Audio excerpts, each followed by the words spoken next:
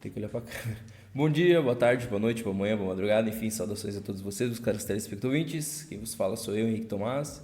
Eu venho junto com meu grandiosíssimo amigo Guilherme apresentar para vocês o Livrando Cast. Dessa vez a gente vai gravar sem cortes, vai gravar direto. Fala aí, Guilherme.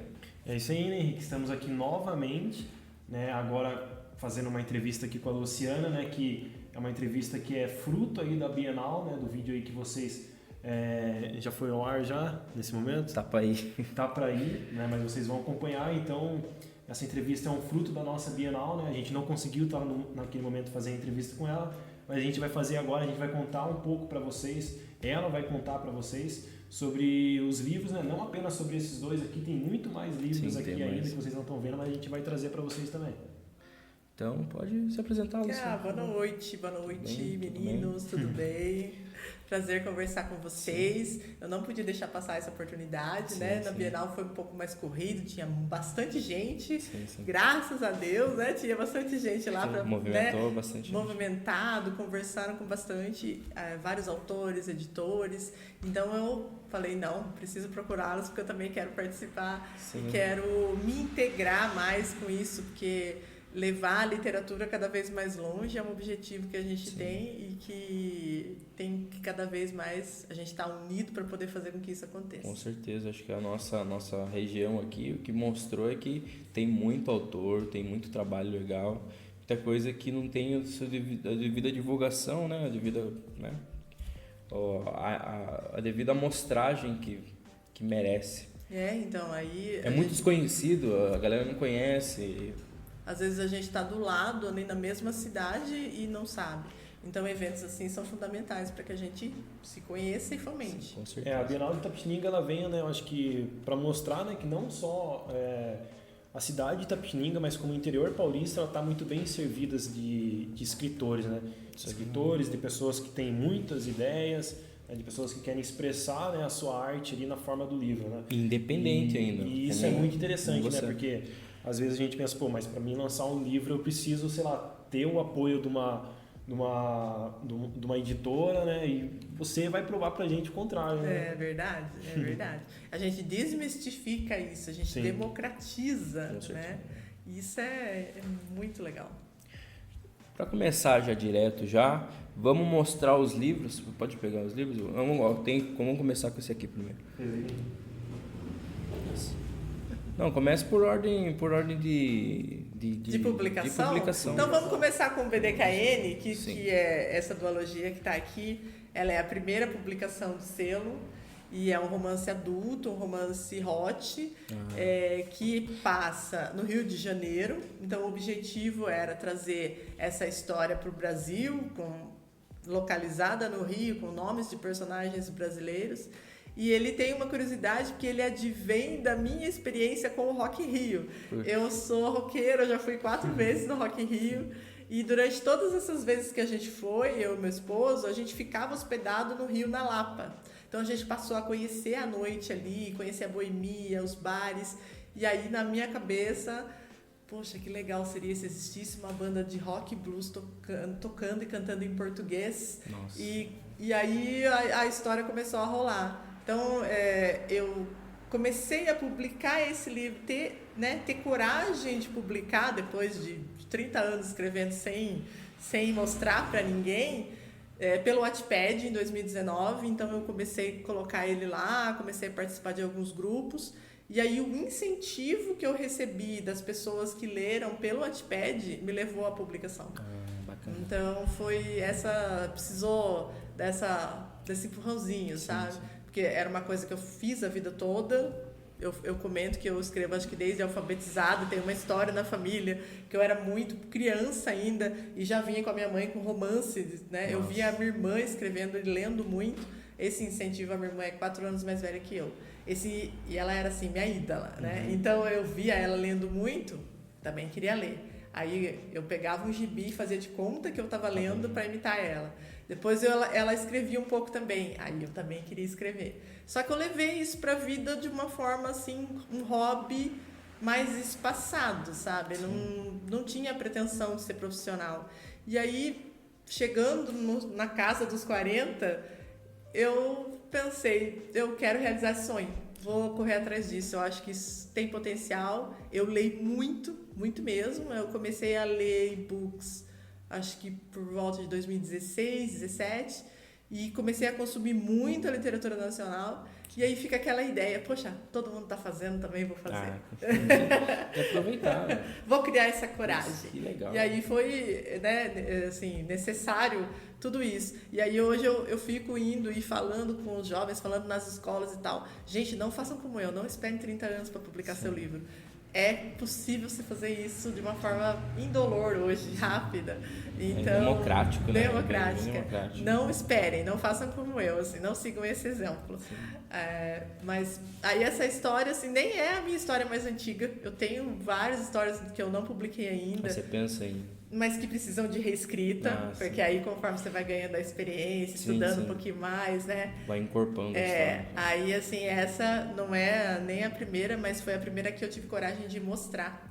E aí, assim, nem cheguei a publicar inteira no Wattpad, pedaço do primeiro livro. E a ideia era ele não era ser um livro só, nem era ser dualogia. Mas aí, conforme a gente foi entendendo que a publicação... ela tem um custo, então um livro de 500 páginas é muito mais difícil de produzir, de vender, do que um livro menor. Então, quando eu procurei a primeira editora para publicar, eu decidi cindir a história. E aí, assim, não foi de propósito, essa é uma história que não foi planejada, ela foi escrita de forma jardineira, sentei e comecei a escrever sem plano. Sim. E aí, coincidentemente, no meio da história tinha um gancho muito interessante que, num segundo momento, né, eu olhei e pensei, vou cindir a história aqui. Então, eu vou acabar com esse baita desse gancho para trazer a curiosidade do leitor para o segundo livro. E foi, assim, bem instintivo, né? Não foi nada planejado. Mas aconteceu, né? Aconteceu, ele tá aí. Isso que é o mais incrível, né? Às vezes as coisas vão acontecendo de certa forma e a gente não vai tendo muito controle. Quando a gente percebe, ponto aí, ó. 1, 2, 3, 4, 5, 6, 7, 8, 9, 10 livros. Eu já publiquei mais. É que tem uma trilogia que eu tirei. Eu retirei de publicação e estou tentando reescrever, só que eu não consigo voltar nela ainda. Então, pelas minhas contas, eu tenho alguns e-books que não tem físico também. Sim. Então, pelas minhas contas, eu estaria, acho que no 16. Nossa! 16. Bacana. E aí, assim, né, como eu falei, não foi nada muito planejado. Essa primeira publicação, ela foi legal porque me ensinou muita coisa a respeito do mercado editorial que eu não tinha ideia. Sim. Não sabia por onde começar. Esse grupo dessa primeira editora, que se chamava Crystal Books, já nem existe mais hoje, ele me trouxe amigas do coração para a vida, outras autoras talentosíssimas. A gente tem um grupo até hoje, que é o grupo das autoras amigas, pelo WhatsApp. Elas fizeram, inclusive, as 2 antologias ali comigo, fui eu que organizei, mas tem conto de todas elas. Então, essa amizade que a gente trouxe para a vida, a gente trouxe também como um aprendizado imenso a respeito disso. Porque ali a gente estava todas na primeira publicação. Acho que a exceção da Mavi, que já tinha publicado alguma coisa, as outras eram como eu. A gente estava ali sem saber para onde ir. Sim. Muitas vezes também caindo em cilada, porque quando você não conhece direito, você acaba, né, fazendo aí dando alguns passos que não são tão proveitosos, mas o que a gente aprendeu junto durante esses anos, de 2020 para cá, é uma evolução muito legal. E elas também continuam publicando independente, publicando e-books. Elas são daqui? Não, a gente não se conhece pessoalmente até hoje. Nossa, que doideira, não? Tem 2 do Sul, uma do Rio, uma que morava na Bahia, agora foi para Itália. Nossa. Tem uma de Florianópolis, e aí o nosso grupo só foi aumentando. Hoje tem gente de Minas, que tem, né? Nossa, que é muito. A gente tem muito uma contato. Comunidade, não? Sim. Comunidade. E aí a gente fica, na próxima Bienal de São Paulo nós vamos se encontrar pessoalmente. Só que, né, todo mundo com as suas vidas, suas famílias, seus empregos, né? Porque, infelizmente, algumas de nós já conseguem viver de literatura, mas a grande maioria trabalha com outras coisas também. Sim. Então, a gente fica nesse plano. Um dia a gente vai dar um jeito. Eu já conheci algumas delas pessoalmente, na Bienal de São Paulo de 2022, conheci, mas quem sabe esse ano eu consigo encontrar mais algumas delas. Manda um recado para elas. Autoras Amigas, Clube das Autoras Amigas. vocês estão no meu coração, não importa a que distância, né? Então, quem sabe agora nessa Bienal a gente consegue se encontrar em São Paulo, mas se não, não tem problema. Vamos continuar uma outra hora, a vida aí. Sabe, né? Eu queria perguntar para a senhora a respeito das capas, que as capas dos livros assim são um exemplo de arte, porque eu gosto de olhar muito para a capa de um livro. Tem aquela velha chavão, não julgo um livro pela capa. Eu julgo bastante. E assim, todas as capas, a gente vai mostrar depois todas, mas as capas dos livros, elas são muito bonitas. É você que faz? Como é que é isso? Essas capas, elas são colagens feitas por mim. Essa capa, quando o BDKN foi publicado pela primeira vez, ele não tinha essa capa. Quando eu trouxe ele pro selo, eu mudei. Então, eu brinco assim, que o talento do desenho pulou minha geração. A minha mãe tem, minha filha tem. Então, as capas que eu produzo são colagens. A do Sororidade, o desenho da figura humana é da minha filha. Foi ela que desenhou pra mim. Puxa, sério? Então, aí agora a gente já tá começando a misturar o desenho com a colagem, né? Que eu brinco que eu gosto de fazer. Então, essa figura aí da Shai Vetter foi a minha filha quem desenhou pra mim. Nossa, que legal. Puxa vida. E assim... E eu acho que o legal, né, que não é só a capa, né, mas a contracapa, as primeiras páginas, né, aqui dá, tipo, bem, parece que até um diário, né. Não, esse livro aí eu quis trazer um colorido, porque ele tem pretensões aí, né, de ser lido na escola e tal, então eu quis fazer uma coisa bem atrativa visualmente mesmo, porque é como você falou, a gente julga o livro pela capa, e a capa dele mudou, a capa da primeira edição não era essa, era diferente, mas eu quis deixar ele mais jovial, então mudei a capa. Legal. E assim, vamos começar a falar um pouquinho das obras. Com qual que você quer começar? Vamos falar do BDKN mesmo, então. Ele é um romance adulto que tem a pretensão de trazer a vida dos personagens, assim, ele tem uma curva muito grande de aprendizado aí dentro dele. A gente tem 5 anos acompanhando a vida desses personagens, então, assim, para uma primeira publicação, eu acho que eu fui, assim, bastante inconsequente, porque eu não pensei muito, como eu falei, ele não é planejado, então eu fiz uma linha do tempo dividida, ele tem partes presente, aí ele volta para o passado para contar um pouco, aí ele volta para o presente, ele tem 2 linhas do tempo e ele é primeira pessoa nos 2 protagonistas, então às vezes a gente tem a Flor de Lis contando e às vezes a gente tem o Bernardo contando e, né, a gente tá coisas acontecendo no presente, mas aí a gente volta para investigar como eles chegaram ali. Entendi. Então eu acho que quando a gente fala, eu ergo a bandeira do romance adulto, porque ele não precisa ser somente um romance erotizado. Ele não precisa só enfatizar nas cenas quentes. Ele pode tratar de muitas coisas. E o BDKN, ele trata disso. Ele tem questões sobre fama, família, a evolução dessa personagem feminina, que ela era uma menina do interior, que se vê no Rio, estudando, e aí é traída pelo namorado, e precisa achar um lugar para morar. Acha o apartamento justamente do Bernardo, que está procurando uma roommate por causa de problemas de família também. Então, quando eles se unem, quando eles se unem ali, nasce uma amizade enorme. Então, esse trope aí é friends to lovers, né? Sim. É aquele tropezinho assim que primeiro eles são amigos. E aí essa amizade faz com que eles evoluam para depois esse amor acontecer.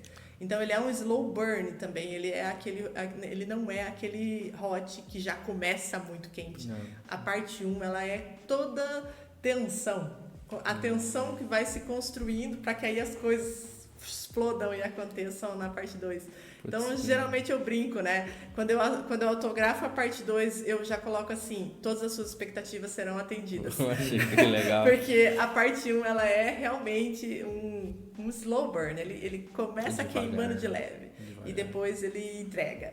Então, e como eu falei, né? Essa bandeira do hot não precisa ser somente entretenimento, ele pode tratar de assuntos profundos, de uma forma leve, de uma forma envolvente. Essa é a bandeira que eu levo em todos os outros, assim. Então, ela é uma marca da LS Oliveira 80 Publicações, né, que é meu selo hoje já independente, e é uma missão, assim, falar. Aqui tem poesia, porque eu não tenho talento musical, e a gente está falando de uma banda de rock e blues. Então, as letras das músicas, elas se transformaram em poesia aí dentro. E às vezes, quando eu estou em alguma feira, algum evento, eu pego essa parte da poesia, leio e faço questão de dizer, Hot também tem poesia. Aqui a gente também tem essa camada, né? E se um dia eu encontrar um músico para musicar, principalmente Assim Sua, que é uma música aí que é uma virada de chave no livro, eu vou ficar muito feliz. Nossa, por enquanto eu ainda não achei, mas não perco a esperança. Não. E eu acho interessante, né, que às vezes a gente, quando fala, sei lá, de um livro de romance, a gente está sempre acostumado a pensar no drama do casal, né? Sim. O drama do casal, da convivência de um com o outro. Mas aqui, pelo que eu percebi, parece que você mostra que não é só isso, né? Tem outros problemas. Tem problemas mais. externos. Tem a fama, né? Essa questão é uma banda que toca na noite no Rio, quando começa a história ali. Então, eles ainda não são famosos. E o protagonista, ele tem um receio muito grande, porque ele não quer que a fama vá bagunçar a vida pregressa dele, a família complicada que ele vem. Então, ele toma decisões equivocadas, das quais ele se arrepende bastante, para tentar proteger esse passado que ele não quer que ninguém investigue. E aí a gente tem questão de paternidade, ele tem uma filha de um relacionamento, e aí entra um pouquinho da minha experiência no direito também, porque eu sou advogada, vai fazer 21 anos já de direito de família, então às vezes então, essa experiência da vida, ela penetra. Planos de história, sim, essa experiência penetra aí, então a gente tem essa questão da paternidade, da Malu. A Malu, ela é vamos dizer, um alívio cômico em alguns momentos, e um assunto muito sério em outros momentos. Então, eu gosto de trazer isso, né? A convivência da Flor de Lis com essa menina que não é biologicamente dela, mas ela convive, ela leva essa criança para o pai ver quando ele está viajando. Então, tem tudo isso, toda essa construção do que vem a ser uma família, né? Porque a gente está falando de romance, a gente espera o final feliz. Então, tem essa construção de relacionamento. E muitas leitoras que leem, elas falam da Malu, dessa personagem infantil, falam com carinho, falam que a personagem fez toda a diferença ali, né? Que ver a Flor de Lis e essa criança, que nem é biologicamente dela, ver o relacionamento das duas é muito bonito. Nossa, então tem tudo isso aí. Nossa, que bacana. E assim, como que foi, da onde que surgiu a inspiração para escrever esses dois? Então, da onde que saiu? Ele vem, esses tropes, né? Eles vêm da minha compulsividade em ler romances. Então, eu leio muito romance, muito mesmo. Então, assim, é disso. A ideia, né? Eu li um romance uns anos antes de escrever esse. Eu não vou lembrar o nome agora. Se não me engano, chama Complicado Demais, é um romance americano. E ele é uma série. E aí eu brinco que o Bernard, ele tem um pouquinho lá do Keelan Kyle desse romance, mas é assim, né? Aquela semelhançazinha. É um cabelo, é alguma coisa assim, leve ali. A maior semelhança é que é uma banda de rock, lá no romance americano também é uma banda de rock, então tem uma certa inspiração ali. Eu não tinha lido Teto para Dois quando eu escrevi BDKN, mas depois, quando eu li o Teto para Dois, eu falei, puxa, tem muita coisa a ver ali. A musa visita muitos autores, né? Então a gente tem aí essas ideias, e aí essa história deles serem roommates, deles terem que dividir esse apartamento, e a moça gostar de artesanato do it yourself, por exemplo, sabe? Aquele artesanato feito à mão. É tudo a ver com o Teto para Dois, que foi, né, um baita de um sucesso. Então, são as coincidências do literário aí, porque eu só fui ler Teto para Dois depois. Também. É um romance que é bem hypado, assim, né? Foi um tempo atrás. E ele tem todas essas coincidências com o BDKN que eu nem sabia que tinha. Uma coisa também é que como que eu posso dizer? Me fugiu agora. Esse não é tema, não é assunto também. É do que... Não, o tema que ele aborda, que é esse romance, a classificação de romance, ela é muita, assim, na Amazon, ela é uma das mais vistas, das mais compradas, e também... Tem muito título também, né? Tem muito mas também que é um mercado bem... Mercado de romance adulto no Brasil, estoura, eu acho que desde 2013, mais ou menos... só cresce. Sim. E aí é por isso que a gente tem que erguer tantas bandeiras, porque a gente tem um preconceito muito grande com o hot também. Tem gente que fala, isso daí é só pornografia barata, isso daí não tem conteúdo, é só cena de sexo em cima de cena de sexo. E aí a gente vem pra provar que não, que os romances adultos podem ter conteúdo. Legal. A diferença é que a cena de sexo vai ter uma luz acesa. Vai contar mais do que, em tese, aquele romance mais tradicional que fala assim... É como uma cena de filme que apaga a luz e começa em outra cena. Né? O romance hot não, ele mostra o que acontece mais na intimidade. Mas não é focado só nisso. Sim, bacana. E vamos pro próximo livro, então. E o próximo livro, ele é um spin-off, é o Blues Impetuosidade. Ele é um spin-off do BDKN Blues, mas ele pode ser lido separadamente também. E ele vai contar a história do Dani e da Karen. Então, a gente tem a BDKN, que é uma banda de 4 membros. Tem o Bernardo, Dani, Karen e Nicolas. Então, no Blues Impetuosidade, a gente vai contar a história do Dani e da Karen, que ele é o guitarrista e ela é a baixista da banda. Essa baixista, ela é meio que uma homenagem à personagem, assim, a estética da personagem, a profissão da personagem. Ela é meio que uma homenagem à Nicole Rowe, do Panic! At the Disco. Eu gosto bastante da banda e quando eu vi né, a Nicole Rowe, falei, puxa vida, ela tem a star quality, ela tem aquela qualidade que eu queria que a minha personagem tivesse ali. Então, ela é, assim, uma estética, né? Ela é baseada ali, mais ou menos, na Nicole Rowe. E esse é um romance hot, mais hot. Ah, é? Esse eu digo assim que ele é o fast burn. Ele já começa com muito hot, porque o título explica impetuosidade. Eles são um casal que age primeiro e pensa depois. Então ele é aquele romance gato e rato. Ele é um romance que o casal fica junto, briga. Fica junto, briga. E ele conta coisas da BDKN Blues por trás da história do Bernardo e da Flor de Lis. Então a gente tem alguns crossovers aí com linha do tempo, mas esse romance ele traz 10 anos da vida desses personagens. Então a gente tem lá no comecinho, quando começou a BDKN Blues, como eles se conheceram e tal, e o que aconteceu nos bastidores que ninguém sabia. Então a gente tem ali o crossover das histórias. Eu trago um pouquinho do Bernardo aí também, para dar uma relembrada, né? Para as fãs e para mim também, porque eu brinco, eu me apego muito aos personagens. E aí ele pode ser lido separadamente. Mas quem leu esse primeiro, ele vai tomar um spoiler lá do BDKN. Então, ele é esse fast burn. E ele é engraçado. Eu julgo assim que ele é... Eu ri escrevendo. Então, eu espero que ele leve riso também para quem lê, porque o Dani, ele é um personagem muito polêmico até, mas muito sem noção.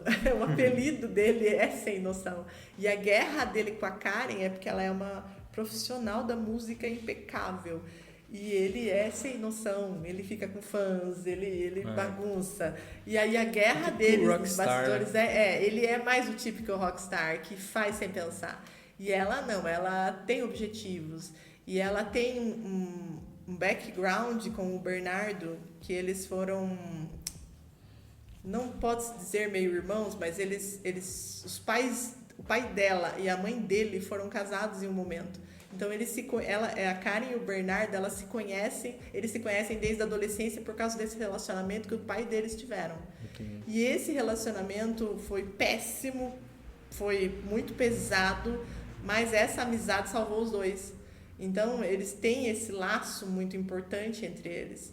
E aí, como, né, ela conhece ele como ninguém, porque ele é mais fechado, ele não conta desse passado familiar, e ela sabe de tudo. Então, ela é aquele apoio quando ele precisa, e ele é o cara que a família dele, o avô dele, é o cara que meio que salvou ela, porque ela também tinha um péssimo relacionamento com os pais, e a música une os dois e salva os dois. Legal. A gente, vou usar um exemplo aqui, principalmente em filmes, às vezes, por exemplo, sai um filme lá e um filme que teria a ver, né, com às vezes do mesmo universo, às vezes decepciona o público porque às vezes não tem, digamos que a continuação, ou às vezes não faz muito sentido com o primeiro filme. Você enxerga que teve alguma dificuldade em você, por exemplo, trazer alguns elementos daqueles 2 livros para esse livro? Não, foi assim, esse livro foi escrito numa pancada. Eu sentei e escrevi 100 páginas dele num dia. Fiquei horas ali. E assim, eu tinha muito claro na minha cabeça o que eu queria trazer da história do Bernardo aqui dentro. Sim. Então eu acho que eu consegui executar isso sem muita dificuldade. Que nem eu falei, ele tem um pequeno spoiler da história do Bernardo, porque aí quando ele acaba praticamente, ele acaba mais ou menos na mesma linha do tempo daquele. Então a gente vai olhar o futuro aqui. Então aqui, quem lê esse primeiro, ele vai tomar um pouquinho de spoiler lá do final do BDKN Blues. Mas nada que eu acho que atrapalhe, porque como eu falei, o romance, a gente espera que o casal fique junto, a gente espera um final feliz, não é drama. Então ele não tem a obrigação de ter esse, né? Ele até tem ali aqueles third act que a gente fala, né? Que é quando tá tudo dando certo, de repente acontece uma coisa muito ruim, mas a gente tem a esperança de que vai dar certo no final. Então eu acho que pode até causar um gostinho, se a pessoa não quer ler o outro, porque são 2 volumes e às vezes o leitor não gosta de uma leitura mais longa, e ele começar por esse, vai ter curiosidade, eu acredito, para querer saber como que o Bernardo chegou ali, né, naquela fase. Então ele tem também um pouquinho do que eu acho que o leitor adora, eu como leitora amo, que é dar aquela espiada no futuro do personagem. Então, uns anos depois, o que aconteceu? E aí a gente tem isso também aqui dentro. Qual que é a parte assim, que mais impactou de escrever dessa história? Eu acho que são as partes que eu dou risada. Porque, como eu falei, a discussão deles é ferrenha. Eles brigam muito. E aí tem coisas que acontecem que eu me diverti muito escrevendo. Sim. E eu sei que alguns leitores também gostaram muito, se divertiram também. Então nem é tanto a parte do erotismo, de que como eles são impetuosos e eles fazem as coisas sem pensar e tem essa vida de rockstar e tal, mas as discussões são mais bestas, sabe? Assim, que ele fala alguma coisa que é tão absurda e ela se revolta tanto com aquilo que é gostoso ter a liberdade de criar um personagem que seja tão absurdo. Talvez os 2 sejam opostos? Ele fala que ela é a rica, é a certinha, é a estudada, e ele, né, tá numa situação familiar difícil, que é pobretão, que precisa muito que a banda fique famosa, porque ele não tem grana. E ela não, ela tem, né, ela, apesar dela ter muito dinheiro, ela não trata isso como nada, ela é super profissional. E ele é que acaba pisando um pouco na bola, né, nesse afã de querer que a banda dê certo para que ele consiga ajudar a família dele, sair de uma situação difícil e tal. Então, a gente tem essas camadas também, camada social entre eles. É um dos motivos pelos quais eles discutem tanto, né, no começo, antes da banda se consolidar. E aí fica tudo isso, né? Tudo que cada um trouxe da sua bagagem, o medo ali de se entregar e aquilo não ir para frente. Então, quando eles decidem mesmo manter um relacionamento, eles ficam escondidos. Eles não sabem o impacto que isso pode ter na banda, porque como eles brigam muito, se eles brigarem em definitivo, o que acontece com a banda daí? Não. Então, eles não contam pro público, né? É uma coisa que fica ali por trás, que só alguns observadores muito atentos percebem. Sim. O baterista, por exemplo, ele é um alívio cômico muito grande. Tem um capítulo que é ele que narra até, ele ganha né, esse romance como o outro, ele é narrado em primeira pessoa, pelos 2 protagonistas, mas aqui o Nicolas, ele entra num capítulo para resolver um perrengue, e é muito engraçado esse capítulo que ele narra, porque aí ele tá mostrando, assim, o que os outros 2 não veem, né? Naquela confusão deles, ele fala que ele vai ser a voz de sabedoria, e ele entra para resolver ali uma questão. Então eu adoro, especialmente esse capítulo que é narrado pelo Nicolas. Eu tenho a pretensão de escrever uma história onde o Nicolas é o protagonista, ele é gay, ele tem um relacionamento, ele casa com, né, no BDKN, ele casa ali com o seu parceiro, Carlos, eles têm um relacionamento bom, e aí eu ainda quero escrever sobre esse casal no futuro. Ainda não escrevi. Um spin-off ou uma continuação da história? O meu plano seria no futuro. Ah, sim. Sabe? E aí, assim, eu queria explorar esse casal LGBT e tal, mas eu ainda não consegui sentar para colocar isso no mundo. Mas é uma pretensão que eu tenho, porque eu acho que essa história do Nicolas e do Carlos tem que ser contada também. Que legal. Né? Vamos pro próximo, então. Eu acho que seria, né, seria interessante também você abordar essa história e, né, conectar todos os livros, né? E aí, assim, seria saudoso para quem conheceu os personagens no começo dos seus relacionamentos, voltar para isso, né? Sim. Tem um conto na antologia Toda Forma de Amor que está ali atrás, que ele já vai para o futuro. Então, nesse conto, a protagonista é a Malu, que é criança lá no BDKN, e ali no Toda Forma de Amor ela já é uma adolescente.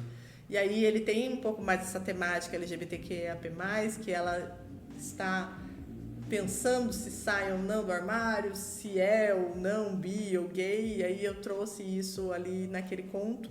Ele é um conto muito curtinho e aí eu fiquei com vontade de explorar mais esse mundo. Nesse conto, o Nick, né, ele tem essa figura de conselheiro para Malu, porque ele é abertamente gay, casado, então ele já traçou um caminho durante a vida ali. E, como sempre, com bom humor, então ele traz esse conselho para ela com bom humor. E eu fiquei com muita vontade de continuar dali, né? Pegar a Malu adolescente para frente ali e contar mais da história do Nick também. Vamos ver, dia sai. Puxa, bacana, legal. Você vai contando, a gente vai prendendo a gente. Um dia sai isso aí. Puxa vida. Já assistiu aquele filme, eu acho que Louca Obsessão? Ai, não, acho que não. Que tem no caso, tem um escritor, né? E ele tem uma fã dele, a fã dele é super fã. Só que em um dos livros, no caso ele escreve os livros, né? Ele vai lançar um próximo livro, a escritora dele consegue ler, no caso, o rascunho, e ela descobre que ele matou um dos personagens na história. Nossa! E ela, né, lógico, o filme é um suspense, né? Mantém ele preso lá. Você acha que, assim, a pergunta que eu vou fazer pra você acha que você teria uma facilidade em, por exemplo, sei lá, matar um personagem seu? Se você tem, tipo, um apego eu emocional... me apego muito. Eu tenho um conto onde tem uma morte ali, mas ainda... Eu tirei de publicação, publiquei ele no Notepad, retirei, porque eu tô tentando organizar uma antologia que não tem nada a ver com nada desses livros que eu já publiquei, é uma pegada de romance... Não, é uma pegada de uma ficção histórica com espiritualidade. Então ele é totalmente fora do... outra coisa. Ainda não relancei. E aí ali tem mortes. Você pode falar o nome? Eu vou mudar o nome. Então... Quando eu lancei no Notepad, ele chamava Antologia de Vila Velha do Caminho Real. E ele tem uma pretensão de cobrir aí esses 5 séculos de Brasil. Então ele começa lá mais ou menos após o descobrimento e daí ele vem trazendo um mito que se perpetua por séculos. Então eu tenho, né, a origem desse mito, depois eu volta novamente lá, aí eu vou passando pelo Brasil colônia ali, né, subindo um pouquinho. Então ele envolve aí um estudo maior. Eu retirei ele de publicação porque eu achei que ele estava superficial, que eu precisava estudar mais, conhecer mais para, né, ainda que ele seja ficção, ele tem uma base histórica do que acontecia no Brasil mais ou menos na época, então também, né, não posso... Eu posso viajar um pouco, posso, mas alguma coisa eu tenho que respeitar ali. Então, quem sabe um dia ele vem. E aí eu entraria mais nesse nicho que pode trazer um pouco mais de suspense. Mas como leitor, eu falei, eu sou a louca do romance, então eu dificilmente leio. Terror nunca leio, suspense às vezes leio, mas... em comparação com o número de romances, é menos.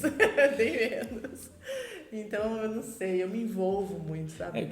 Eu vivo aquela história, que nem assim, eu nunca escreveria um thriller psicológico, porque eu não tenho maturidade para isso, sabe? Assim, eu não consigo sustentar esse sentimento, né, do muito avassalador ali, assassinato e tal, não dá pra mim, não. Porque também o tema também é romance, daí não é muito envolvido com drama, né? Então, esse drama mais pesado... É mais o filme da Sessão da Tarde, né? Aquela coisinha que a gente assistia. Mas... eu brinco que eu tenho níveis aqui agora, tipo, esses aqui não é sessão da tarde, porque ele é hot. Sim. Agora, o Faz de Conta que é Verão é totalmente sessão da tarde. Totalmente. Eu vou fazer uma pergunta pra você. Se um dia uma pessoa falou assim, eu quero fazer um filme. Poxa vida, você sabe que quando o pessoal começou a ler BDKN, o que eu ouvi disso, puxa, dava uma série, cara, dava um filme, vai atrás da Netflix. Nossa. Ai. Até porque esse cenário de fama, né, de, sei lá, um romance. Isso é passado no Brasil também, né? Porque assim, eu tenho uma implicância muito grande com o romance escrito por brasileiras, mas que o nome em inglês está na manhã, cheia de trânsito de Nova York. Me irrita isso um pouco. Eu consumo esse tipo de romance, leio, mas na hora de escrever eu falei, não, eu quero trazer para o Brasil, né? Eu quero que seja, porque tem um meme até, né, da leitora que fica reclamando, imagine, o nome do personagem, sei lá, é Pedro, é João, eu quero Harry, eu quero Michael, né, porque daí eu acho que a leitora, ela quer aquele escapismo tão grande que é totalmente fora da realidade, ela quer um bilionário nas Ilhas Caimbã lá, né, tipo, é totalmente fora da realidade, e eu já gosto de trazer um pouquinho mais pra realidade, então essas coisas, elas são passíveis de acontecer, né. Sim. Eu achei bem interessante isso, né, que eles se passam, acho que a maioria das histórias se passa no Rio de Janeiro. Esse também porque é a mesma banda, né, então tem essa pegada do Rio. É bem interessante isso, né, porque principalmente às vezes quem vai pro Rio de Janeiro, né, começa a assimilar ali os lugares, né? Então, no BDKN eu falo muito da Lapa, eu falo de bares que existem, cafés que existem ali na Lapa mesmo.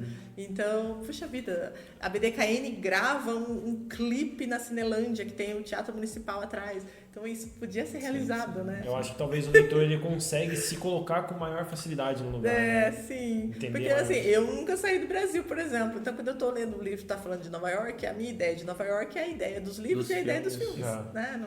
Eu nunca fui lá. Então, eu quis trazer, né, um pouquinho dessa realidade aí. Porque daí a ambientação já está toda construída já, né? A ambientação é ambientação real. Essa pessoa ali que nem eu nunca fui pro Rio também. A gente tá pensando em ir esse ano no Rock in Rio também, mas a gente não sabe se a gente vai. Eu aposentei minha vida de Rock in Rio, mas vamos. Vamos porque é muito bom. Tá pensando se a gente vai, mas você vivenciar, putz, eu li um livro e tal. Ele fala, o BDKN, ele fala de Santa Teresa, de um museu a céu aberto que tem lá, que se não me engano chama Casa da Marquesa. Eu fui lá. Então, eu tenho assim muito nítido ali aquela rua onde é o museu, onde a Flor de Lis mora na República e aí acontece uma coisa, ela vai pro museu. Então, assim, é mais fácil, né? Você não precisa inventar, você tem isso na cabeça ali. Vamos pro próximo, então. Pode. Do universo BDKN surgiu Sororidade, então vamos para ele. Sim.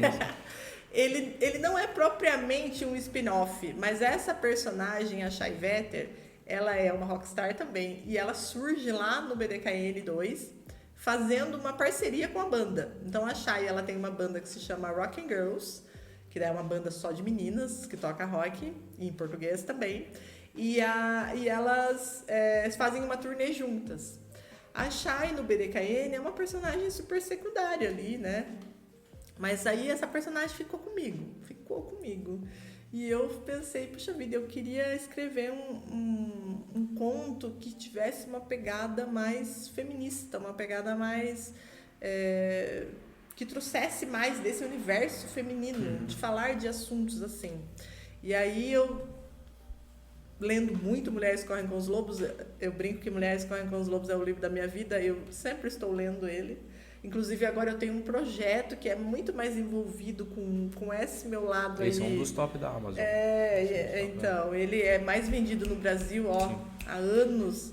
E tem até um epígrafe aqui, que é uma frase da doutora Clarissa. Lendo Mulheres Correm com os Lobos, eu comecei a ter essa ideia. Falei, vou desenvolver essa personagem. E aí eu trouxe esse conto, lancei ele no Dia da Mulher, 2022, a primeira edição, né?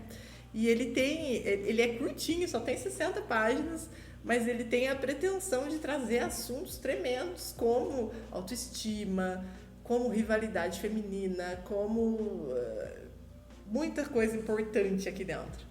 E aí ele é dividido em 10 capítulos e ele é um acróstico, então cada capítulo é uma sílaba aí do sororidade. Então a gente tem... Legal. Deixa eu mostrar para vocês aqui, que esse é um dos meus orgulhos. Ainda mais nessa versão colorida. Nossa. Ele tem o acróstico aqui, então cada capítulo começa com, tem solidariedade, otimismo, tal, e ele vai falando desses temas dentro de cada um dos 10 capítulos. Mostra pra câmera lá, Guilherme. Puxa, que legal. E aí, assim, ele é curtinho, mas eu acredito que eu consegui tocar em temas que são caros pra mim, que são tão importantes pra mim, que agora eu já estou desenvolvendo um outro projeto que se chama Transformando Meninas em Lobas, que é desse universo, dentro desse universo do desenvolvimento pessoal feminino, que aí mistura todos os livros de não ficção que eu tenho consumido avidamente com o passar dos últimos anos. De desenvolvimento pessoal, de psicologia, essas coisas. Tudo, assim. Aí eu vou pisar um pouco na filosofia, na psicologia, né, várias coisas aí. Então, o Transformando Meninas em Lobas, ele vem desse desejo. E o Sororidade, ele é uma forma leve de tratar em grandes assuntos complicados. E é por isso que eu pretendo levar ele mais. Essa segunda edição, ela é um pouco mais leve no linguajar. Não tem tanta diferença da primeira, mas eu deixei ele um pouquinho mais leve, mais colorido, para tentar atrair um público mais jovem. Porque eu acredito que as minhas leitoras, elas, né, as leitoras de romance hot e tal, elas são um pouco mais velhas. Não posso nem, né, atingir adolescentes com eles. Mas esse daqui não, ele quer atingir essa faixa mais jovem. E aí eu tenho um projeto muito legal com a sala de leitura da Escola Bíblia Fontes ali. Eu já fui várias vezes lá conversar com os alunos. Tem 2 semanas eu fui conversar com o pessoal do ensino médio à noite. A gente está tentando fazer um clube ali de leitura do Sororidade, trocar isso, fazer um sorteio do livro, conversar com as meninas, trazer.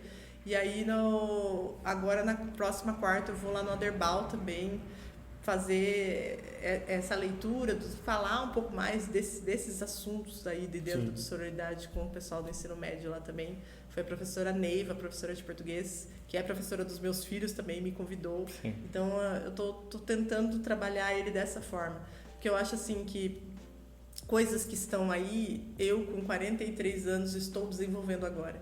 Então, meninas, vocês têm essa oportunidade de tratar isso já. Vamos falar disso, né? Vamos falar. Então, ele traz bastante coisa. Ele fala da Chay. A Chay é uma protagonista plus size, então ela é totalmente fora do padrão. O lema da Rockin' Girls seria dane-se os padrões. Então, bacana. Assim, ela tem toda essa pressão do corpo, da fama, de internet, gente falando mal, fã brigando por causa dela, empresário pressionando ela. Então, assim, tem muito que acontece em pouco tempo aí. Então, a gente tem todas essas pressões. A pressão que ela mesma faz. Será que eu estou saudável? Será que eu não vou ceder à pressão, mas e como é que anda a minha saúde? Né? Aí ela vai procurar um ginecologista, que eu acho que é um assunto que é meio chato, sei lá, meio tabuzinho para as mulheres. E é o par romântico dela acaba se tornando o protagonista. Né? E assim, eu tinha muito medo de trazer romance para esse conto, porque o objetivo era falar de assuntos femininos. Então eu tinha medo que o romance, ele perdesse o foco. Aí eu tenho uma amiga autora que eu respeito muito. Terminei de escrever, mandei para ela, falei, tira o romance, eu não tiro o romance. Ela falou, não tá roubando foco, mantém o romance, porque eu acho que a mensagem tá entregue. Temperou o livro. Ele só deu uma temperada. A mensagem o foco desse livro não é o romance, ele acontece ali por acaso, mas não é o romance. E aí tanto escrever. Eu tô focando no romance agora, porque eu tô para lançar o que seria uma sequência desse conto. E eu tô quase terminando essa escrita. Vamos ver se ela sai pra Mole, pra Feira de Campinas. Sim. Vamos ver. Então, assim, aí eu vou focar mais no romance. Mas também, eu acho que o objetivo agora é sempre trazer, principalmente em personagens femininas, trazer um questionamento. E aí, nesse segundo momento, a Chay, ela tá se questionando o que é de verdade a mulher de sucesso. O que a gente tem um gapzinho de tempo aí, passou 2 anos depois do que acontece aqui, e aí a gente tem a Shai estourada no mundo todo e se perguntando quanto esse sucesso está cobrando dela. E aí a gente tem um enfoque maior no personagem masculino, que é o Liam, e aí quais as decisões ele está deixando os outros tomarem por ele, né? Então, assim, a gente tem um enfoque aí de profissionalismo e relacionamento, de fama e cobranças também muito grande, e tudo isso baseado na letra de You and I, da Lady Gaga. Eu sou a fã da Gaga, que estava lá no Rio quando ela não veio. Sim. Eu estava lá para ver ela no Rock in Rio, na frente do hotel, inclusive, achando que ela já estava lá. E ela nem no Brasil não estava. E aí, assim, toda vez que eu escutava You and I, eu falava, gente, a Lady Gaga escreveu um romance aqui, dava uma história aqui, essa letra dessa música. E aí eu peguei alguns trechinhos de You and I para criar o roteiro do livro. E aí esse é um dos primeiros livros que eu roteirizei antes de sentar para escrever. Então, já estudei um pouquinho mais, já evoluí um pouquinho mais na loucura de só escrever. Então eu tenho ele muito bem esqueletizado aí na minha cabeça, o que eu quero contar ali. E tá quase. Tá quase. Tá quase. O legal do teu livro é que, né, principalmente esse, ele tem, digamos que, uma função social, né? Que nem eu acho, pelo menos eu sou um defensor de que toda arte ela deve ter alguma função social. Esse tem uma influenciar de alguma forma, desde, por exemplo, um filme, às vezes algum quadro, alguma pintura. A gente tem muito isso hoje, principalmente em assuntos femininos, né? Os últimos filmes que eu assisti da Netflix, por exemplo, as últimas produções, elas têm esse enfoque muito maior, né?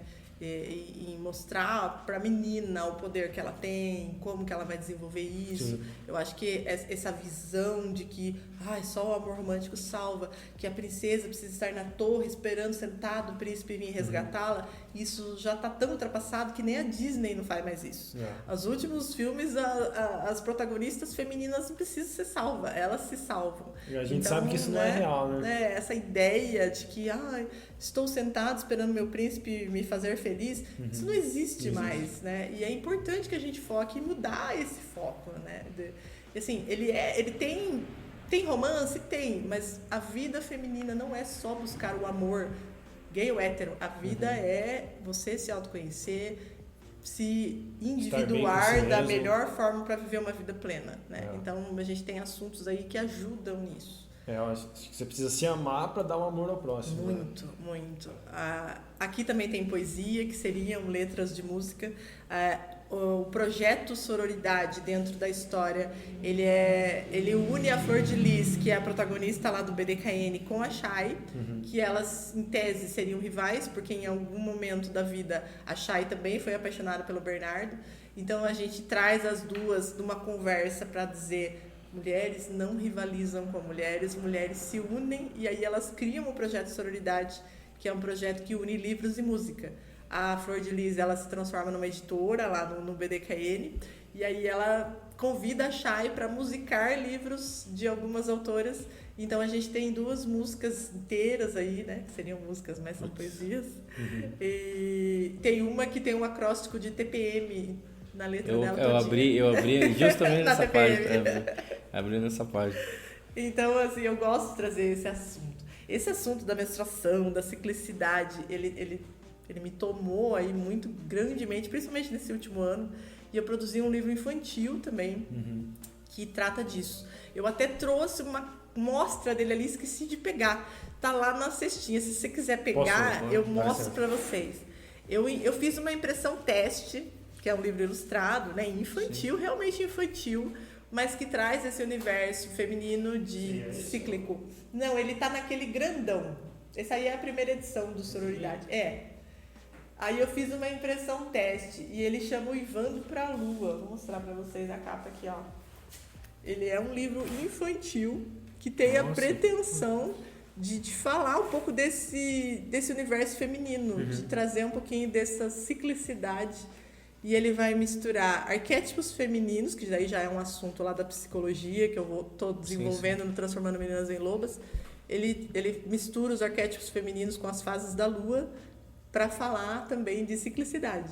Então a gente tem 4 personagens aqui que são lobas, que tem a lobinha, né, que seria a donzela, Lupita, tem a figura da mãe, a figura da tia e a figura da avó. Então a gente tem essas 3 gerações aqui para tratar desse assunto. E de uma forma muito fácil e infantil mesmo, né? Sim, então a sim. gente vai aqui conhecendo a história, conhecendo a Lupita e tal. Nossa, que negócio caprichado, hein? Putz. Desculpa a pergunta, mas seriam as páginas. Isso, né? Eu imprimi como um teste, sabe? Pra tirar ele do digital e ver como ele ficaria. Então eu já tô com ele pronto aqui. Ele está aguardando Posso? a possibilidade de participar do incentivo da Lei Aldir Blanc. Eu achei. Pode ir. Esperando para ver se eu consigo encaixar ele, né? Porque aí é essa contrapartida social enorme que ele tem de trazer o assunto para o ensino Fundamental 2, trazer o assunto menstruação, falar desse universo, né? Eu achei bem interessante que digamos que o seu processo de criação, né? Imaginar como que o livro vai ficar na forma física, né? Eu quis imprimir porque ele foi todo produzido por mim, né? Foi todo feito. Eu queria que a minha filha fizesse as ilustrações, mas ela ainda não tem o equipamento necessário para que a ilustração fique melhor impressa dessa forma maior, né? Então a gente tem livros infantis que geralmente são 20 por 20. Sim, esse daí, eu imprimi ele em 15 por 21 só para ter uma ideia, né? Acho que nem ficou desse tamanho, ficou um pouco menor, para eu ter uma ideia de como ele ficaria. E aí, assim, a gente ainda não conseguiu o equipamento para que ela ilustre, então eu ilustrei tudo na marra ali comigo, com as minhas colagens. Que caprichado, hein? Putz. Eu sou bastante, assim, eu dou bastante... Tá bom? Eu dou bastante enfoque pro lado artístico e mostra. Mostra essa aí é a capa, né? Que seria a capa e a primeira página. Vamos um pouquinho mais pra frente. Aí. Nossa, é bem bonito, hein? Aí, assim, eu tô apaixonada por esse projeto. E se esse incentivo não rolar, eu vou acabar bancando ele. Porque eu sou apaixonada por esse projeto e quero trazer ele ainda esse ano. Então, ele ainda está faltando o registro, está faltando a parte mais legal do livro, né? Que é junto à CBL, que aí a gente vai fazer o registro dos direitos, a gente vai fazer o ISBN, a ficha. Essa parte dele ainda não fiz, mas a história ela tá pronta e tá aguardando aí. Eu tô ansiosa pra lançar. Eu gostei bastante. Nossa, eu achei sensacional. A paleta de cores dele, né? Ele, desde a primeira página, acho que até a última, ele tá à noite, cores, né? Ele é um céu noturno aí. E aí a gente vai falando dessas luas, né? A lua crescente, a lua minguante, a lua nova. E aí a gente tem essa força dos arquétipos femininos muito grande aí dentro. Então a gente tem a figura da anciã, seria a figura da avó na lua nova, que é a lua de introspecção, é uma lua onde seria a lua da menstruação, onde a fêmea, aí no caso que é a lobinha, ela estaria mais introspectiva, ela precisa de um tempo maior, ela gasta uma energia maior para fazer as coisas. Então a gente tem essa compreensão, eu acredito que eu consegui passar de uma forma simples, para que uma criança entenda. Por que ela fica tão irritada quando está na TPM, né? Tipo, porque a mãe está irritada quando está na TPM? Porque a menina que está entrando no ciclo menstrual vai ter que se adaptar a isso, né? Porque a gente tem uma cultura de tabu, uma cultura de não falar no assunto. Eu acredito que hoje está melhorando, mas já foi muito pior. Então, assim, compreender o corpo. A vida feminina, ela não é linear.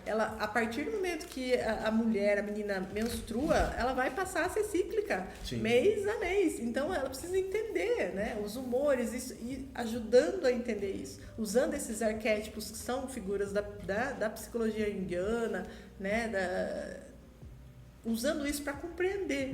Né? Então, É uma grande pretensão de tocar em um grande assunto de uma forma principalmente, simples. acho que às vezes para o público masculino também entender, que existe, né, essa fase, né, a gente vive num descoberta, mundo capitalista que exige que a produtividade ela seja linear. Sim. Ele não se importa se você está cólica, se você está mal, se você está no auge das suas energias, que seria a fase de ovulação, a fase da donzela, da lua crescente. Então, nessa fase, as energias estão em picos, os hormônios estão diferentes, né? A mulher está ali produzindo horrores. Só que isso vai começar a baixar. Depois que chega na cheia, que é a fase de ovulação, isso começa a diminuir, né? E é biologicamente comprovado, não é uma invenção feminista, é biologicamente comprovado. Então, por que a gente não leva isso em consideração, né?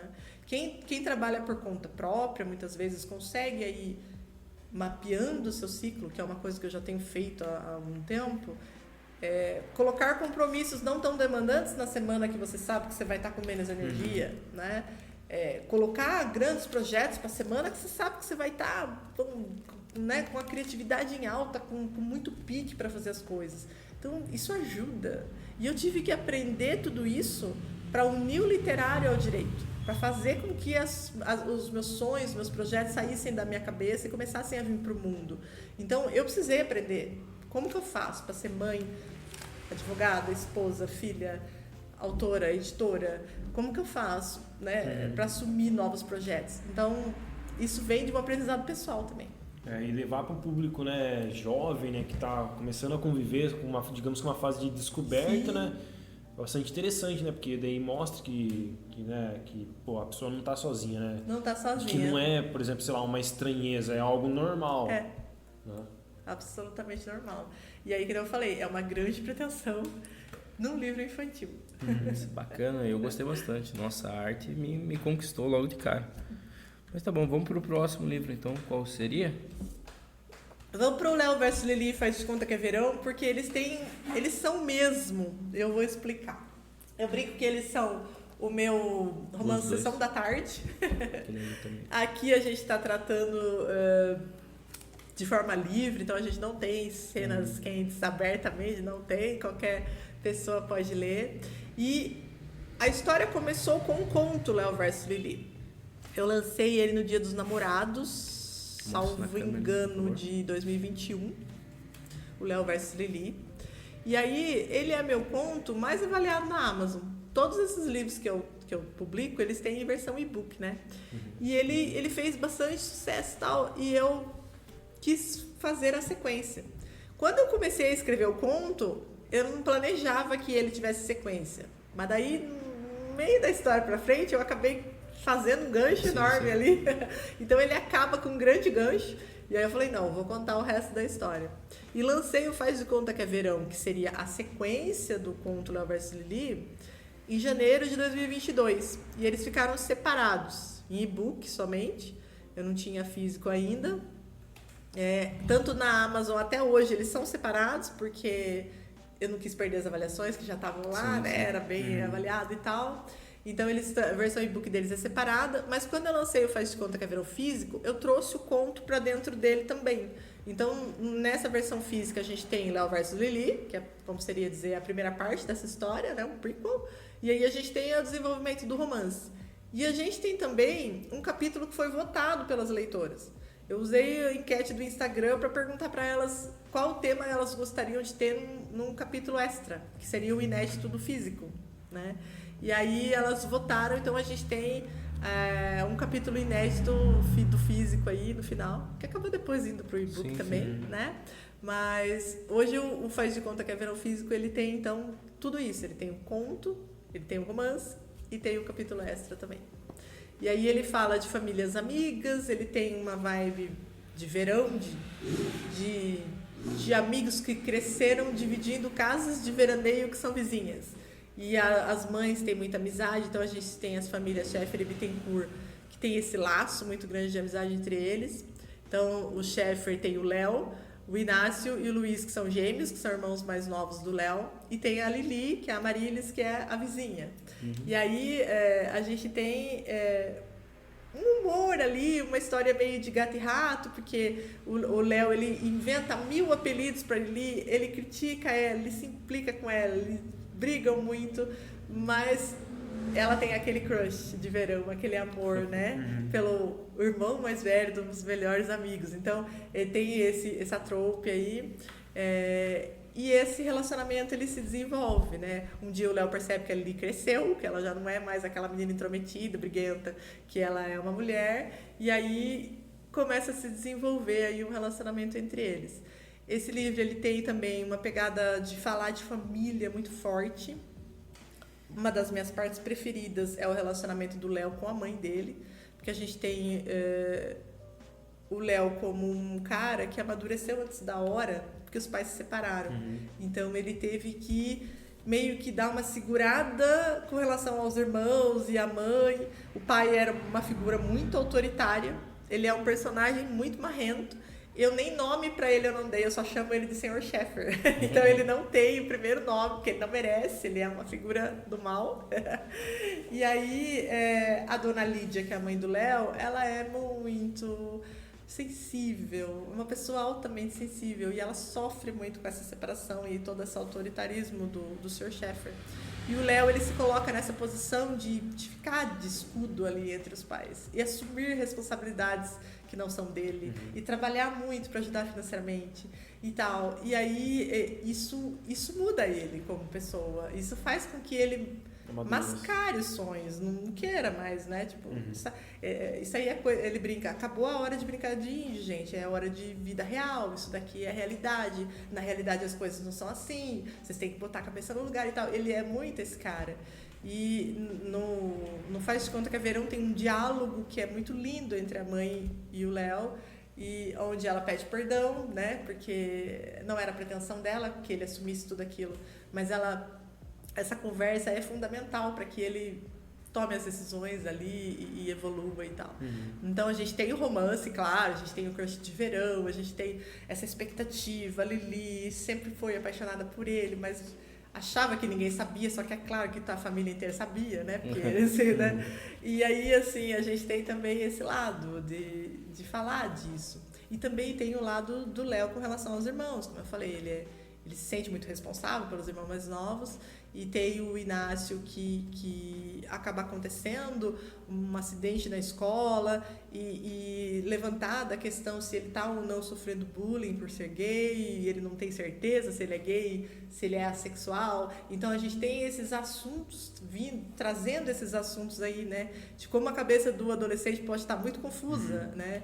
O Inácio, ele tem ele não sabe o que ele quer, então quando ele se vê próximo de intimidade com alguém, ele surta, ele não sabe, não sente vontade e tal, e se preocupa muito, acaba brigando com a Lili e com o Luiz por causa disso. Então tem uma cisão, eles são conhecidos como Trio Infernal, porque eles são muito amigos, né? E aí a história começa quando esse trio está cindido. O Inácio, ele se sentiu invadido pela vontade da Lili de ajudar, de se intrometer. Então a gente também tem esse tema dessa amizade forte, né? E o quanto a amizade é importante, e a família também, principalmente nesse momento que o adolescente está passando por isso, por essa descoberta do que quer, quem eu sou, o que eu quero, né? Do que eu gosto, e o quanto é importante ter esse apoio. Então a gente tem tudo isso também aí dentro. Puta, que legal. O legal desse livro aqui, não só desse, né, mas como dos outros aqui, o que eu percebi é que você trata de temas muito importantes, né? Não só para o público jovem, mas às vezes para o público adulto. Sim. E temas que precisam ser levantados, né? Que precisam às vezes colocar aquele pontinho de interrogação na cabeça dos leitores, né? Para, digamos que às vezes tirar a pessoa, né, da zona de conforto, para fazer com que ela pense sobre alguns temas, né? Sim, bastante. Assim, eu falei, é uma bandeira que eu gosto de levantar, de que o romance pode ser entretenimento. Esse aí tem a pretensão de ser um romance leve, para deixar com o coração quentinho, mas ele também traz esses assuntos. E traz, eu acredito, de uma forma que não fere, né, o leitor, que não é agressiva com o leitor, que é fazer o leitor empatizar e pensar, nossa, eu me reconheço nisso, ou eu reconheço uma pessoa que eu amo nisso, né? E trazer essa reflexão mesmo. Uma reflexão, né?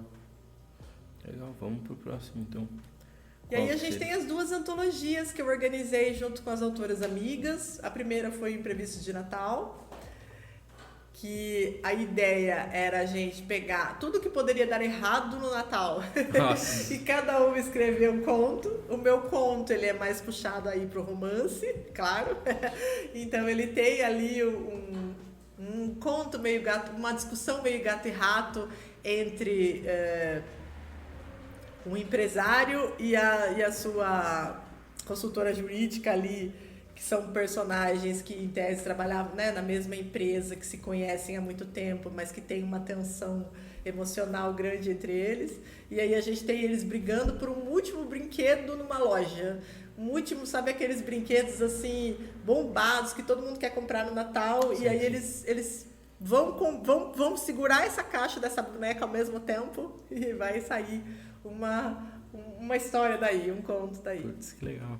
E aqui no Toda Forma de Amor, a gente já tem uma temática mais LGBTQIAP+.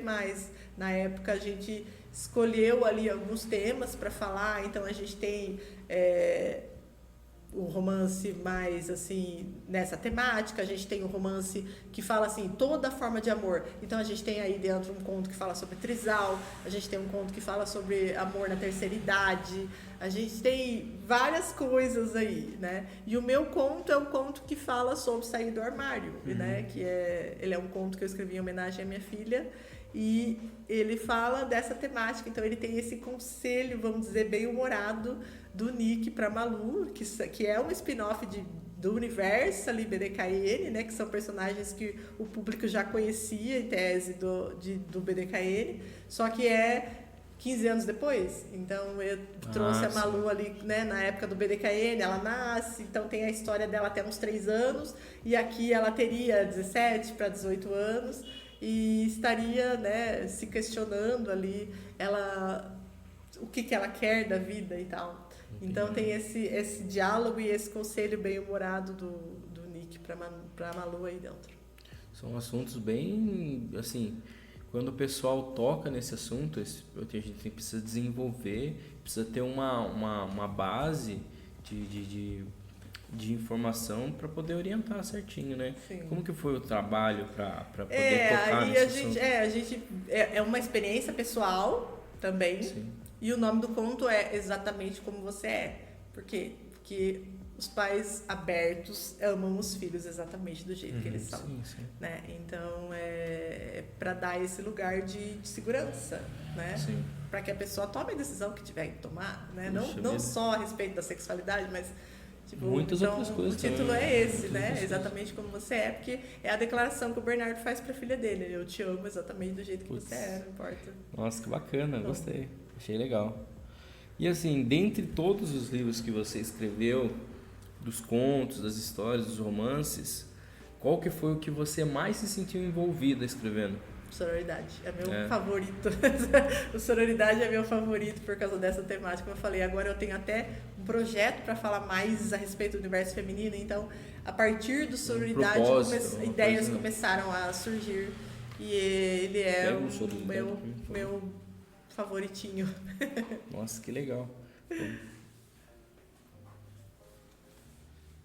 Não, é o Sororidade.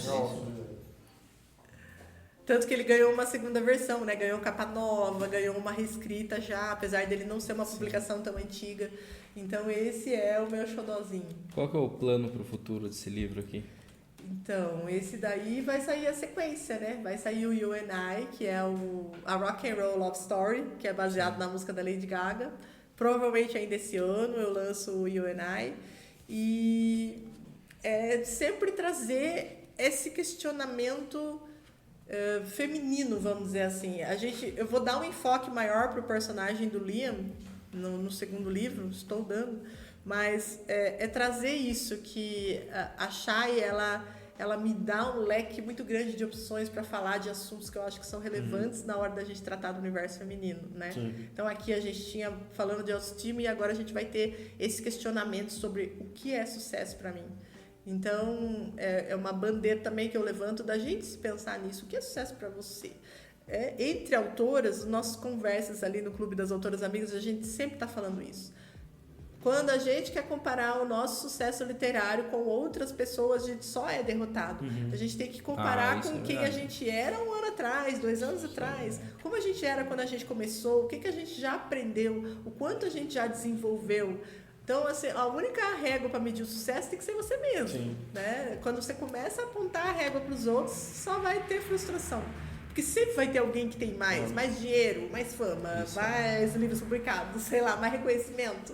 Né? Então, esse é um questionamento que acontece no clube o tempo todo e que eu resolvi trazer para a literatura porque é algo que eu tenho contato praticamente diário.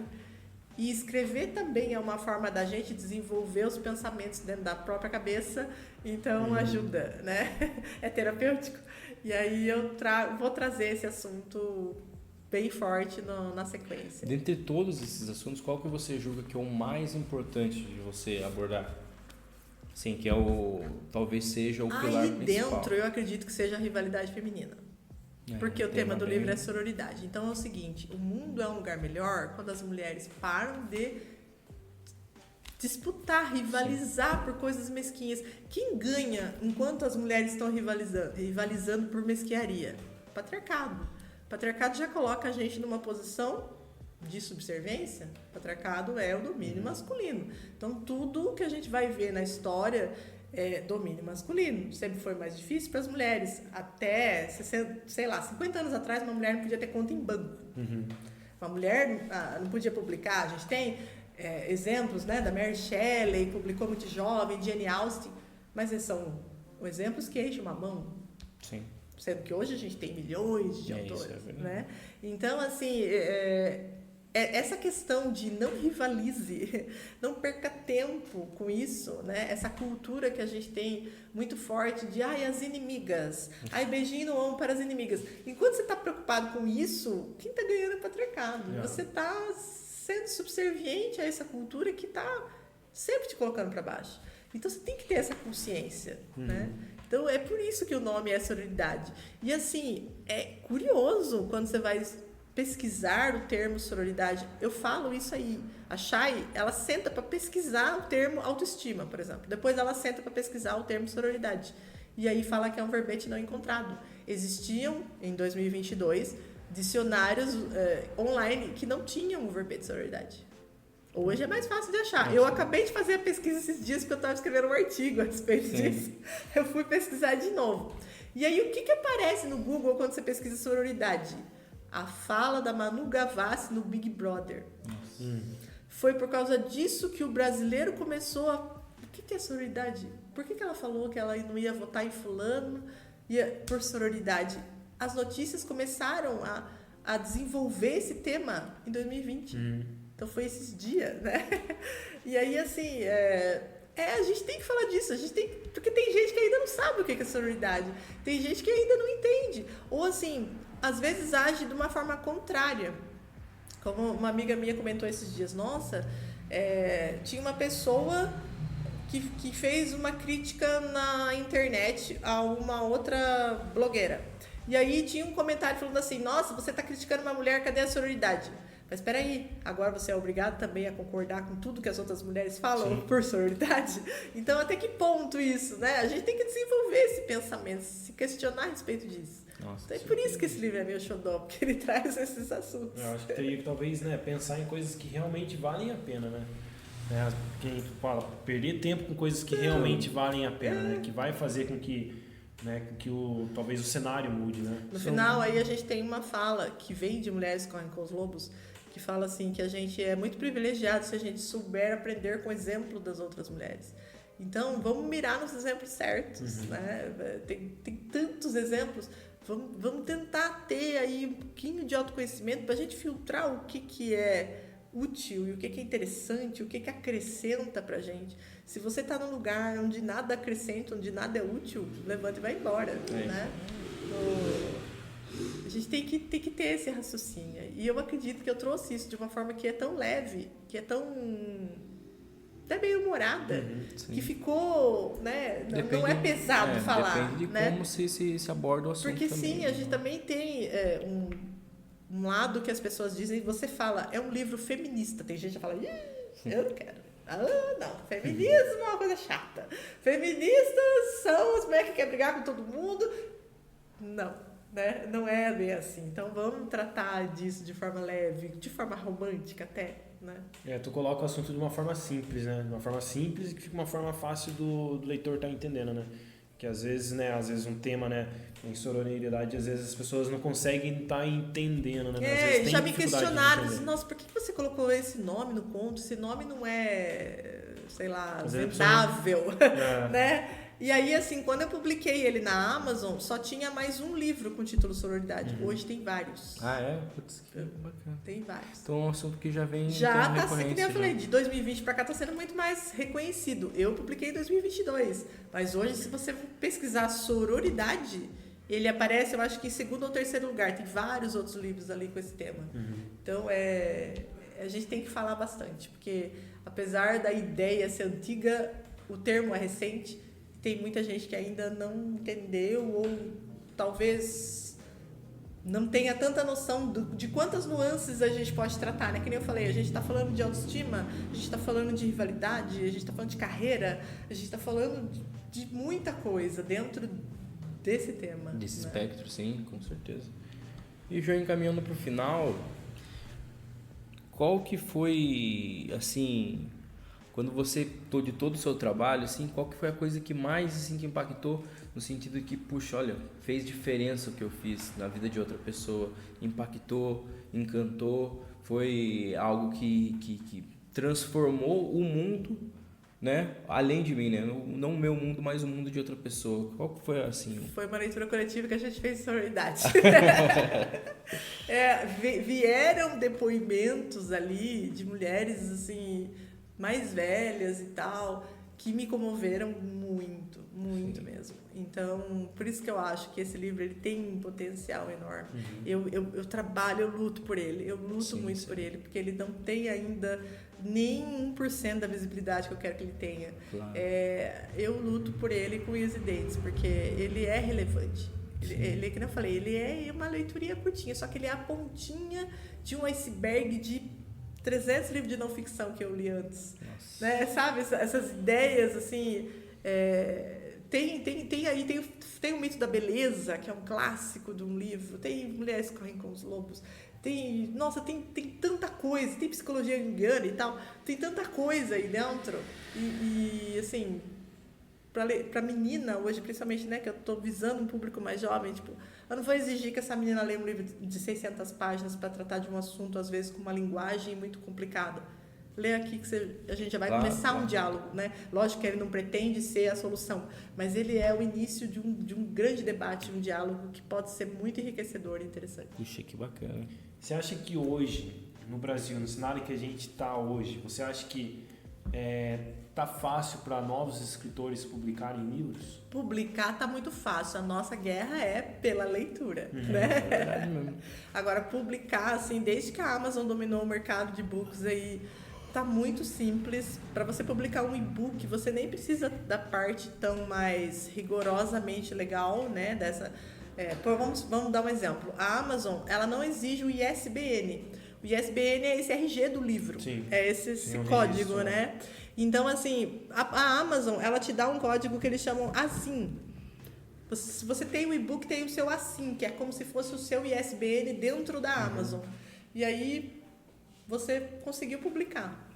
A diagramação do e-book é uma diagramação simples, não precisa, né, ter muito conhecimento ali. Um editor de texto normal vai fazer. Sim. Aí você consegue publicar o seu livro. Hoje, a grande questão da Amazon é se você usou inteligência artificial ou não. Então, se você usou, você tem que declarar que você usou. No caso, a inteligência artificial seria no processo criativo. Tem gente que está jogando uma ideia, um plot no ChatGPT e o chat está dando o livro para outra pessoa. Nesse caso, se você não declara, a Amazon ela pode te banir. Ela tira o seu do ar e te bane, não te permite o seu CPF publicar mais nada lá. E se, por exemplo, eu escrever um livro e quiser que, por exemplo, o ChatGPT faça só as revisões ortográficas ou coisas assim? Então, você tem que declarar que você usou. Aí ele vai te perguntar, você usou para texto, usou para imagem? Por exemplo, essa capa de sororidade, a figura humana foi a minha filha que desenhou. Sim. Essa imagem dos livros e do violão, ela é feita por inteligência artificial. Aí eu declaro, eu usei na capa uma imagem feita por inteligência artificial. Mas ele aparece em algum lugar do livro ou não? Dentro do livro, não. Não só na utilizado. capa. Aí você tem como, na Amazon, você tem como declarar que você usou na capa somente uma ilustração. Então, se você usou a inteligência para tradução, por exemplo, também tem uma opção lá. Eu usei a inteligência para traduzir uma frase para o francês, para o inglês. Aí você declara. Então eles deixam que você publique desde que você seja claro, honesto, né? Declara. Que foi o que utilizou com. Agora, o que tem acontecido é que muita gente está vendendo cursos ganhe dinheiro publicando livros. E aí a pessoa te dá ali um prompt para você jogar nas inteligências artificiais e sair uma história. Tem gente que tem a capacidade de nem ler e jogar lá na Amazon. Aí os malandros, né? Sempre todo o mercado você vai ter gente que vai estar falando contra ou queimando a categoria, né, Gabriel? Exatamente. Então, assim, é a mesma coisa das piadas de advogado, né? Ninguém gosta de advogado. O americano, principalmente, odeia os advogados. Então, a gente tem uma leva ali de advogados desonestos, a gente também tem uma leva de autores desonestos que estão queimando a categoria. E aí, isso é muito complicado, porque você tem que ser honesto lá. Se você não declarar e for denunciado, você provavelmente vai perder a oportunidade. Você vai ter que publicar, sei lá como. Mas o seu CPF, seu CNPJ não vai ser mais aceito. Sim. E assim, para o pessoal que quer comprar os livros, pega os livros ali, Guilherme, para comprar os livros, como que faz? Hein? É direto comigo pelas redes sociais. Eu tô no Instagram, tô no TikTok, tô no Facebook. Se você pesquisar no Instagram, é @autora.lucianaoliveira. No TikTok é LS Oliveira 80, que é o nome da editora, né? Então, por enquanto, os livros estão venda direta comigo. Sim. Os físicos e os e-books estão lá na Amazon. É mais fácil publicar LS Oliveira 80, pesquisar na Amazon LS Oliveira 80, porque aí já aparece a minha página. Se pesquisar Luciana, vai aparecer um monte de outras Lucianas, né? Que meu nome é muito comum. Na Amazon lá, o bom é que o pessoal, né, para quem tem principalmente o Kindle, né, Kindle consegue estar fazendo a leitura com ele. Sim, todos estão cadastrados no Kindle Unlimited também, então a gente tem... Eu acabei de atingir esses dias 50 mil páginas lidas no Kindle Unlimited, fiquei super feliz, mas aí, né, é aquela história da régua. Se você for observar as autoras que têm milhões, você fala, nossa, ainda vai demorar tanto para chegar lá. Não, imagina, mas se eu for pensar que em 2020 eu não tinha nenhuma, as 50 mil são uma conquista. Então a gente tem que direcionar a nossa régua e sim celebrar as conquistas. Né? Significa que hoje você já alcança um público maior, né? Sim. Já tem, no caso aí, uma gama de leitores já conhecem aí suas obras, né? Eu vou deixar um presente para você, que é o nosso marca-página. Aí, aqui, ó. Eu vou usar, porque eu leio bastante. Sim. E eu ando estudando muito não ficção para esse projeto, Transformando Meninas em Lobas. Então eu tô com uma pilha lá de livros que eu leio, releio, anoto, leio, releio. O que a gente mais aborda aqui é exatamente livros nessa pegada. São livros que trazem alguma coisa que possa me ajudar. Entendeu? Por exemplo, eu vejo um livro interessante que fala sobre finanças, vou lá, leio. Interessante, isso aqui eu posso usar, isso aqui eu não posso usar. Isso é muito bom. Eu vi o post de vocês falando de Hobby como artista. A Chay fala do livro aqui, tem uma referência de Hobby como artista aqui. É sensacional.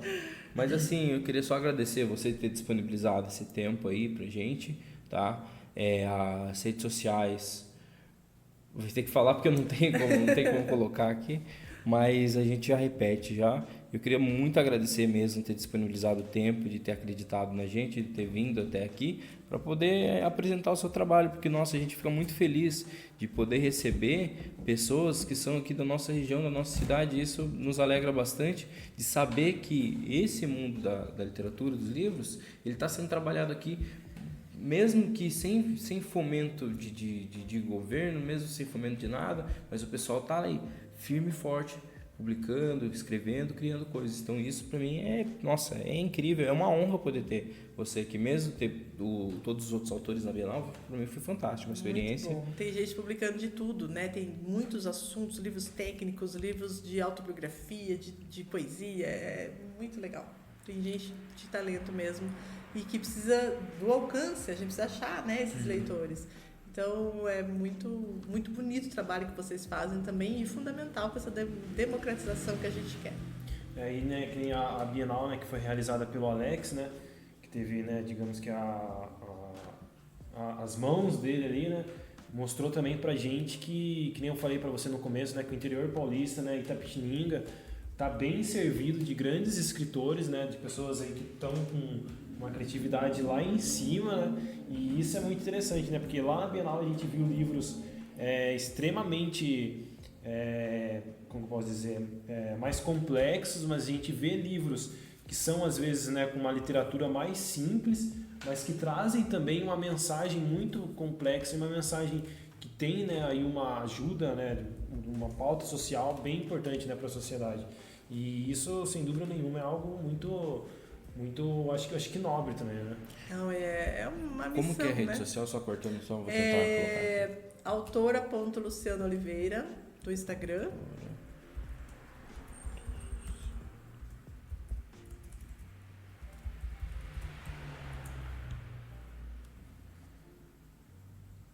Vou tentar colocar aqui. E no TikTok é LS Oliveira 80.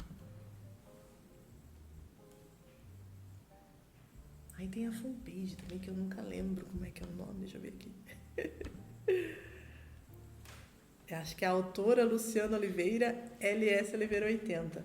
Fanpage eu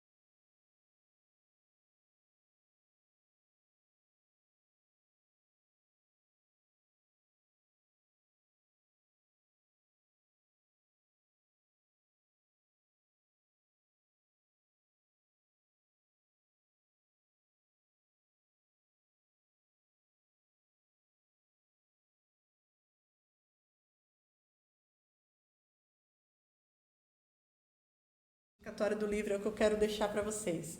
Eu vou ler, Claro. Porque eu nunca lembro de cor. Então, a dedicatória de sororidade é a seguinte: esse conto é para todas nós que já fomos julgadas pela nossa aparência, preferências e atitudes. Também para nos fazer pensar em todas as vezes em que julgamos pelos mesmos motivos. Que o conceito de sororidade, ignorado até mesmo por alguns de nossos dicionários, nos ensine a deixar de lado a rivalidade e incite a união. Mulheres unidas são livres e constroem um mundo melhor. Puxa, que bacana. Essa é a mensagem fundamental, eu acho. E a mensagem que eu gostaria de deixar também. E agradecer vocês. Nossa, imagina, que é isso? Obrigada. A gente fica feliz em receber. Obrigado, viu, por disponibilizar o tempo, principalmente por acreditar no projeto, né? Guilherme, pode se despedir também. É isso aí, pessoal. Até a próxima, né? Fico muito satisfeito de você ter vindo aqui, né? E como eu disse, né, o interior de São Paulo e Itapetininga está servido de grandes escritores e eu fico muito orgulhoso, né, de saber que eu moro em Itapetininga e que a gente tem aqui uma parte cultural, né, digamos que literária, muito bem servida, né? Então, desde já, meu muito obrigado e é isso aí, pessoal. Até a próxima, se Deus quiser. Então, eu também fico por aqui também, deixo os meus bons dias, boa tarde, enrolei. Bom dia, boa tarde, boa noite, boa manhã, boa madrugada, enfim, até mais para vocês, meus caros telespectadores. Tchau, tchau. Aí... Valeu, meninos. Falei que